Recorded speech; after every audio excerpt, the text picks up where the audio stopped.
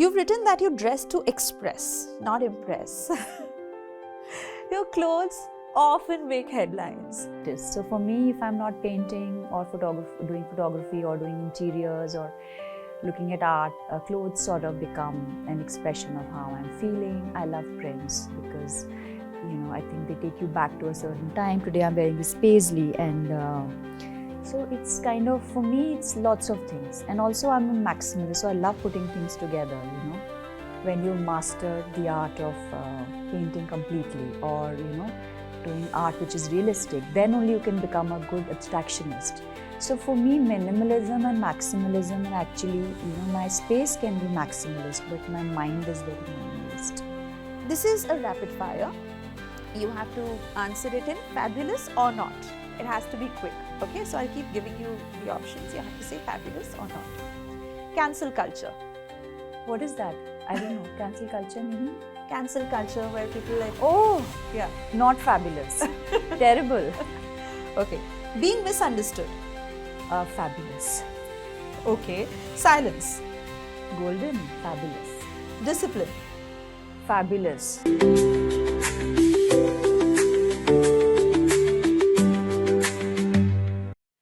Welcome to this special episode of Booked on India Today. I'm Suyesha Savant, and joining me is a guest who needs no introduction.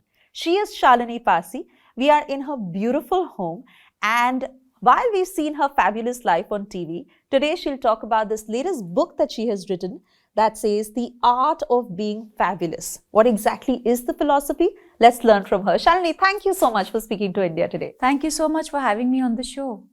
Shalini, your house is beautiful. Needless to say, you've heard that a lot of times. But I want to start by talking about this powerful line that you've written in the book. Fabulousness is not a performance. It is a frequency. How do you describe that in the book? So for me, an idea or a thought is sometimes very small, but it can, have the ripple effect. So a frequency is very small and only people who are tuned to it can understand it. And for me, being fabulous doesn't mean that, you look great. Of course, that as well. But it's a way of being. It's a way of being. It's like how I feel inside. Mm-hmm. Things that I do, how they make me feel. Things that I do, how it makes others feel. So that is my idea of fabulousness as frequency. Shalini, this book at many places feels like a personal diary. It's so personal. Why did you decide to pen it all down at this stage in your life? I have always had a little phobia of the words. I've always been a very visual person because being an artist, my primary medium was, painting or visual things. For me to pen down my thoughts has been very difficult over the years. But in 2018, I embarked on this journey where I said I must look into this and what I can do about it. And it started very slowly. And after the success of this series, after the success of the series with Netflix, lots of publication houses reached out and I spoke to them. And I think they gave me the reassurance that a book like this, The Art of Being Fabulous, will do really well with the younger generation. And not just the younger generation, but, women my age and, people from all walks of life. And so I explained to them, I said, my English is very basic and I'm going to be able to write it in a very basic English. And that's what they said. They said, we want masses to understand. So that's the idea. And that simplicity comes across in the book. That is why I feel that it resonates with a larger audience for that reason. Coming to another very powerful thing you've written in the book, where you've said that presence is power and stillness is the most underrated strength. In today's times where people are so addicted to noise and outrage, how do you protect your energy? So I often envision myself as a swan. The swan is, floating on the lake peacefully and you can't tell, like she's so peaceful and beautiful and serene, but actually she's pedaling away really fast, whether it's this current is strong or against her or she's going with the flow. Nobody can see her struggle. So I thought that if I have to work, I have to do anything, I should be like the swan. That struggle should never come on to me. The struggle should never come on my behavior and my whole personality. So But with so much happening, with such a social circle, with your interest in art and so many things beautiful, Yeah. how do you find that way to disconnect? So actually the perception that I go out a lot and I socialize a lot is actually not true. I mostly go for like events, functions, award functions. I take an award and come back. So it's the perception, right? I'm actually not socializing. There are times when I don't see my friends for months. I mean, I'm in touch with them over WhatsApp or, they invite me for everything, but not able to go and meet them because I'm always doing lots of things. So that whole perception is there that, this is happening or that is happening, but I'm actually just working, And another thing I've said is that I don't watch television. And so for me, I think cutting down on certain things gives me that many more hours. I was going to come to that next. Your wellness practices are so strict. Yeah. Food discipline, no alcohol, no late nights, no news. When I keep working, I used to earlier, a couple of months ago, I was working till 1:30 at night. And that I have now shut because it was really affecting my sleep. So now that I try to be like asleep by 11. So. But how realistic is this way of life? Because many also call it a privilege. Of course it is, because if you're able to balance everything and you have help and you have people who are supporting you, so it's that much more easier. It's not like if an individual has to, go to work or, fend for their family, take care of the family, then take care of the children. That's so much more. But I have already done all that. My son is 28 years old and, and I have always taken out more things than I can handle because I honestly feel that we have much more time than we think we have. We have time for everything. Like, there are friends who say, oh, I don't have time to do all this skincare. I said, you have time to call up somebody and bitch another friend out, and you don't have, time to take care of your skin, or you don't have time to exercise. I said, listen, you are talking to everybody. Instead of going for coffee, why don't you just go to Lodi Garden and for a walk? So, I mean, it's how you do things, right? For me also, I try to do lots of things at home that saves me time to commute. And I also like, when I'm traveling to a city, or if I've always done that. I've always done multiple things. I grew up in the 90s. We are the generation of multitasking. And now everything is about being mindful. But, I think being a multitasker was really something which I have embraced from that time. And I think, and I enjoy that. So. You're also a person who is against any sort of modern shortcuts, trends, pills, any sort of quick fixes. Yeah. Is this your form of quiet rebellion against the instant gratification culture? No, when everybody was taking Ozempic a couple of years ago, I called up my nutritionist and I said, listen, I work out 2 hours a day.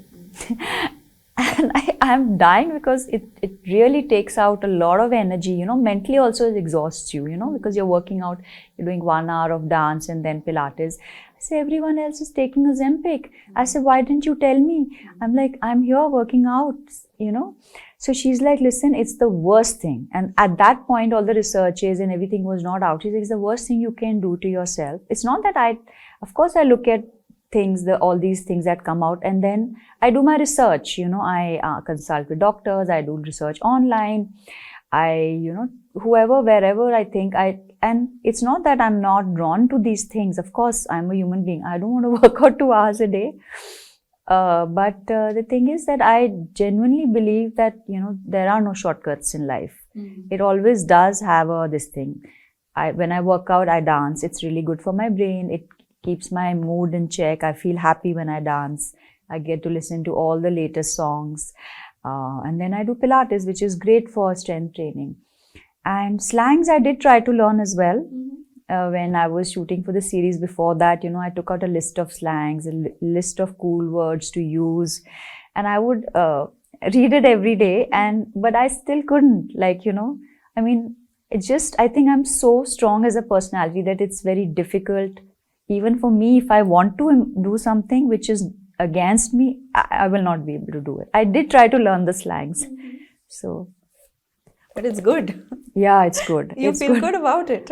I mean, it's like, I really thought if I come on the show and I say all these cool things, speak in slang, and everybody will think I'm so cool, but I'm at the end I'm not a cool person. I'm a very Dilli wala to the core. I'm very Indian. I'm Indians are cool, but I'm not that very Western cool, that Gen Z. I'm not. At that end of the day, I'm not. I've been brought up in a traditional home in Delhi, where Delhi, we are all about culture. We are not about the next big thing. You've written that you dress to express, not impress. Your clothes often make headlines. Do you somewhere feel, and how do you feel about people responding more to your clothes sometimes than your thoughts? So for me, the idea of, my thoughts are very sacred to me. So I've always, it's taken me 50 years to actually express my thoughts. Before that, I wanted people just to, be away and just see me for the whole aura that I created. And I think I still prefer that, when I'm walking, when at a big party where it's very crowded, I see crowds partying and I like that. I like it that I'm unapproachable. I like that people get a bit hesitant and they think, oh, okay, like, what is it about her? Like, and they can't pinpoint. I like that. I like that people are away, because when they get close, then they know the real me, and I'm kind of friendly, kind of goofy, kind of, just many things. And not everybody should have the privilege to be a friend or to come into your energy. That's what I feel. Also, I'm an artist. So for me, if I'm not painting or doing photography or doing interiors or looking at art, clothes sort of become an expression of how I'm feeling. I love prints because, I think they take you back to a certain time. Today I'm wearing this paisley, and so it's kind of, for me, it's lots of things. And also I'm a maximalist, so I love putting things together, and making it look good. Sometimes you can have lots of elements and it can look terrible. But how do you put lots of things together without making it look odd? This is the other thing about you. You're a person who embraces maximalism, Yeah. but you also celebrate minimalism. Yeah. To create that balance and draw that fine line, how do you do it? See, if we were taught that you can only be a good abstract artist when you've mastered the art of painting completely, or, doing art which is realistic, then only you can become a good abstractionist. So for me, minimalism and maximalism are actually, my space can be maximalist, but my mind is very minimalist. Like, I do lots of things, but I know what I want. I know what is the right thing. I pray to God every day, tell me from right to wrong. So for me, in my mind, my ideas are very simple. And because I'm an artist, I do all these things because, for me, I don't want entertainment from other people's lives, talking about them. I want to be content in my own, because we have you have 24 hours and you can choose what you do with that time. Critics have often called your style too much. How do you respond to those sort of comments? But it is too much. It is too much, and I like it. And it also came out of, I love wearing white. So I wear a lot of white. Could not wear a lot of white on camera. I did wear actually 3-4 times on the show, which was quite an exception because white sort of blares the light or something like that. The hair accessories came because I didn't want to blow dry my hair. I have very curly hair. It takes really long. So every time a frizz or a curl came out, I would slap a clip on. My hair is very dark, so that's why I wore the tiaras. That's why I wear the tiaras in general also. Like, I wear hairbands because that brings light to the face. And even if your hair is, I oil my hair a lot. So even if the hair is oiled, it looks gelled and it looks like a thing. So for me, to protect my hair was very important. And we create fun, and as a child, I wanted to wear lots of clips. So I did that with a vengeance. So when you read those sort of comments which says too much, too extra, too loud, too visible, you're okay with it? Yeah, but the thing is that it is a medium where you are going to be visible, right? And there are people who have loved my clips. I mean, I know my jeweler told me that he had all these clients who came and said, can you break our necklace and make clips for us? And he's like, even if I make it, you'll not be able to wear it like her. And Delhi women love getting dressed. And they've loved my aesthetics, Delhi, Ludhiana, like lots of all these beautiful girls, they've loved. And so I'm okay. It's an opinion, right? And also I'm not that person anymore. So nobody can pinpoint. So if they're saying too much and now I'm not too much, so it's fine. It's already not relevant. And even if it is relevant, it's nice. It's okay. I'm a certain age and like it doesn't matter. So when people say that this sort of fabulousness is only possible because of the privilege you have, how have you responded to that in the book? So of course, to privilege also comes with if you have privilege also, you have to have certain kind of responsibility, you know. And when you reach a certain level, you've not reached there because of course my parents are from a different background. I got married in a different, but then you work towards it, you know. Sometimes that privilege doesn't last. So obviously we all have worked to stay where we are, you know. We can be born in a certain family, but we have to also maintain it. So I worked my entire life to be where I am today as a person who's known. So for me, I feel that there's a lot of responsibility that comes with it. And I think I'm doing a pretty good job. I can do more, but I think I'm doing quite okay. How would you describe the change in you as a person through all the external changes that were happening?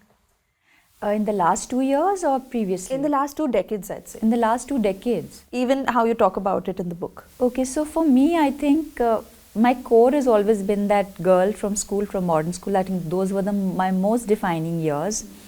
And, you know, I always thought that, you know, an artist I've approached things with the eyes of an artist. Whether if I do photography or if I set up a space or if I, you know, do my home or if I do anything, I do things with the eyes of an artist, and that I have never let go. You know, sometimes it's less, sometimes it's more, sometimes it's all over, and sometimes it's very less. But for me, I think I am that core, you know, that Delhi girl from Barakamba Road, and I have been that person, and that's it's just that same person, and I've protected that core forever, you know, because that was the happiest time when I was in school. And so for me, that phase of learning, I still have a schedule. I still, like, you know, if I don't know anything, I write it down and I research about it or I read about it. For me, that learning has never stopped. So that I'm pretty much the same person, but then we all evolve, you know, a little bit around it. There's a line in the book where you say, fabulousness begins when you stop looking for approval. What was the time in your life when you consciously stopped seeking validation? I think when I was very young, and I think since I was a child, but also, you know, we have shades where sometimes we do seek validation. So sometimes 30% of me wants it and the other 70 doesn't. And then we go through phases where 50, 60, and then how depends on things and how secure we are feeling. I think there's no black and white. They're all shades of gray when it comes to how we feel. I think when I was a young kid, I think it was mostly at that time because I was painting, I was doing a lot of sports, I was doing a lot of activities. So there was kind of and all that, then I had all these herbal things which I used to do. And lots of my friends, you know, used to feel this is not the way. I used to get my own tiffin, not eat in the canteen. Everybody would eat my tiffin because it was very good. And I used to carry extra stuff. I remember once, you know, a friend of mine, she's still a friend, she said to me, you know, you should not hang out with these girls. I said, why? I said, they're not cool. You're a cool girl. You look great. And you have, you know, like this whole aura. You're a cool girl. You should come in our gang. So I said, but they're my friends. I said, no, they're my friends and you know, so I said no to her, and that stayed with me. And I said, I don't want to be with the cool kids. I want to be with who know me, who are like me. I might look like a cool kid, but inside I'm just the same as anybody else, you know. So that fine balance really between being a recluse, wanting that attention, choosing your circle, but also really guarding your energy. I'm actually an introvert, but and I often say this, you know, I said big parties are you know, I love big parties because you cannot have intimate conversations. So. And you run away from that? Yeah, I run away because I feel that they're kind of like, you know, when you share with people or you share with friends and, you know, that problem goes away. But after 6 months, that happened now what is happening? You would have forgotten, but other people, and then it just doesn't work, I mean, you share with friends, but not after a certain while when you meet people for like maybe too many times, you have nothing to say. How much can you discuss unless you're working on something? How much you end up discussing other people? Very true. I mean, you'll meet a friend after 6 months or 5 months or 2 months. You'll just talk about your life, talk about her life, which is great. You meet her again, you'll be discussing everybody else. You do run out of, and this is what I have experienced. And you talk about other people, and then when you come home, you come back with this dense energy that you're not feeling good. You might have enjoyed gossiping or speaking, whatever, about anybody else, society in general, some profession, but in the end, you actually don't feel good. So, and my friends say, we haven't seen you in a long time. So you're seeing me now, and I say I'm good in small dosages. So, you're a person who's lived many lives: wife, mother, patron, artist, public figure. Who is Shalini Passi when nobody is watching? Yeah. So when they pinpointed, when nobody is watching. Yeah. Well, I am the girl who used to go to Triveni Kala with the middle parting and with my jhola as my grandfather. Not a jhola, I had a backpack because I used to like to run, So, and I had my paints in it, and I'm that person who was driven, who would be the first one to reach the class, and impressing the teacher with my work. And so I'm still that person, and my sir would give me a B plus because he would give me B plus at times. I said, why would you give me a B plus? Mine is the best painting. Like, it's better than anybody could ever do. He's like, because it's not your best work. Mm-hmm. So and I understood what he said, that you're in competition with yourself, not others. And that thing with me stayed with me. What are your insecurities at this stage in life? Well, my biggest fear is that not being able to be effective and not being able to do enough at the end of my life with all the privilege that everybody says that I have.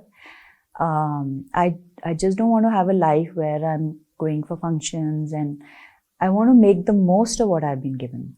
So basically, in the end, you should say that she had a privileged life, but she made the most of it. So, this is a rapid fire. You have to answer it in fabulous or not. It has to be quick. Okay, so I'll keep giving you the options. You have to say fabulous or not. Cancel culture.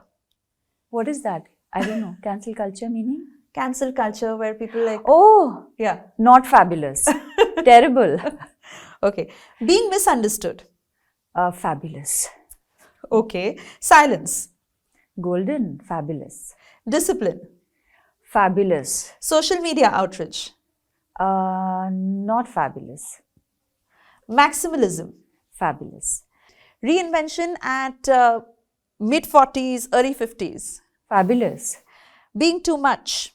How the trolls come after. Well, not fabulous, because too much is if you can't handle what you have. I'm very confident. I don't think I'm too much.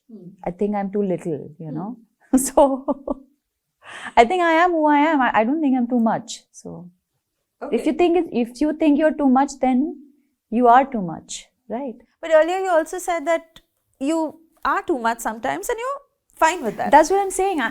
People think I'm too much, but I think I'm okay. Okay. Yeah. Stillness. Fabulous. Fame.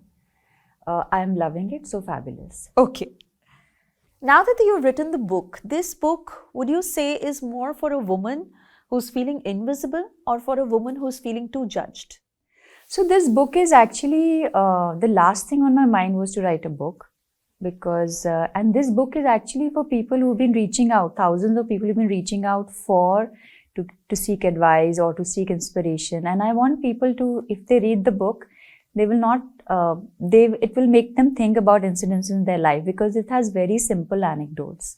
So that was the idea. The idea was not to explain, because I don't go back on things. I don't like to go back. I like to move forward, And I also like to remain a mystery. So this kind of sort of, goes against what I would do. I never explain. I just move forward, because, when you explain yourself, the whole idea of having a too fabulous act is gone. Like, why would you?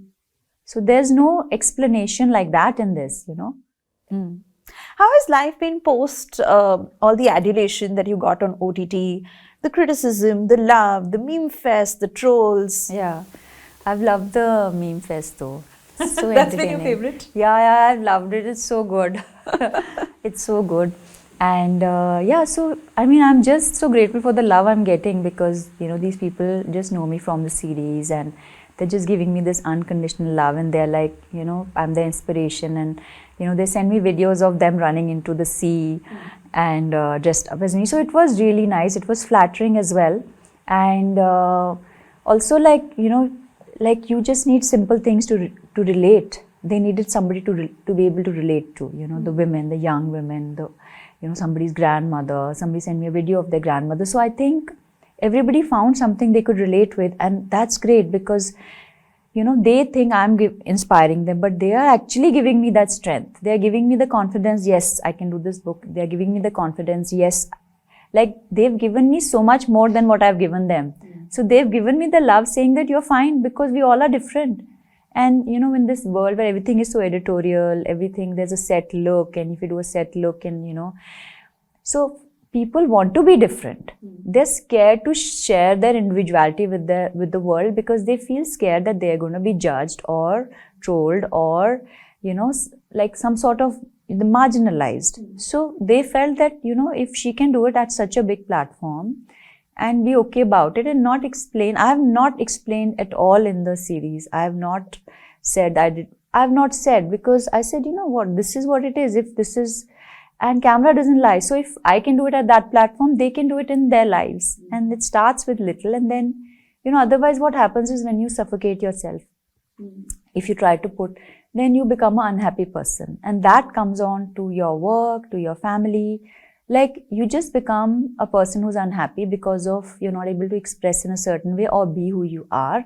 And then it comes out in your relationship. It comes out in your work, with your colleagues, with your, you know, to have a clear heart. For me, having a clear heart is very important. So for me, if I have to pretend to be someone, that will suffocate me.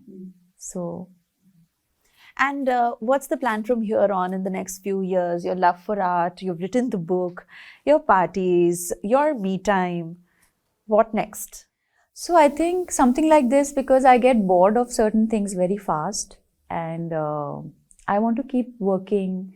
I love being in front of the camera and I'm getting lots of opportunity, but I want to be able to choose well so that I can also be effective.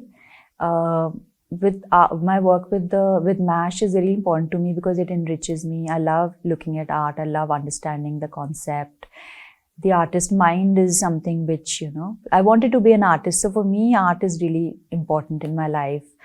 I was pleasantly surprised by, you know, the book becoming the #1 on Amazon bestseller and the reviews. I mean, everybody's finding it very simple and that was the idea. So maybe a part 2, a part 3, part 4. And also, you know, the book actually really helped me. It's like a way of, it's sort of, you know, the things that float around in our head and our mind and it's all there, which was really amazing for me as a person. And of course, there are lots of things that, you know, they're going to be announced. Netflix and Thematics will announce lots of things coming in the future. And what else? Yeah. So if the younger Shalini was sitting in front of you today, curious, unsure, what would you say to her?